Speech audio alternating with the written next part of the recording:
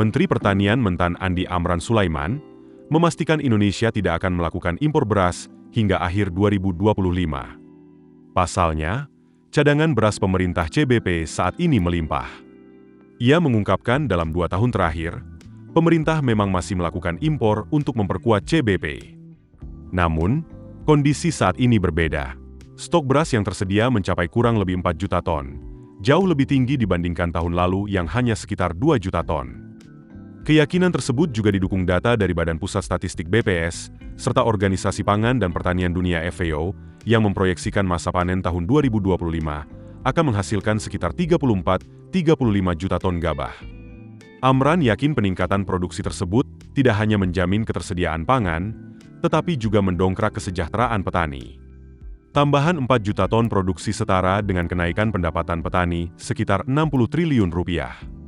Ia menyebut capaian ini sebagai hasil dari penyederhanaan regulasi, penambahan sarana produksi, hingga kemudahan pengadaan pupuk yang digagas pemerintah. Lebih lanjut, Amran menyebut bahwa peningkatan produksi beras turut berdampak positif pada nilai tukar petani NTP yang menjadi indikator kesejahteraan. Tahun ini, NTP tercatat naik signifikan hingga 123%. Menurutnya, hal itu menunjukkan adanya perbaikan bagi petani di tengah dinamika harga pangan. Kendati pemerintah mengklaim terjadi lonjakan produksi dan tak perlu impor, tapi faktanya harga beras justru mengalami lonjakan cukup tinggi di lapangan. Data Badan Pangan Nasional Bappenas menunjukkan bahwa dari 214 kabupaten kota, masih mencatat harga beras di atas harga eceran tertinggi.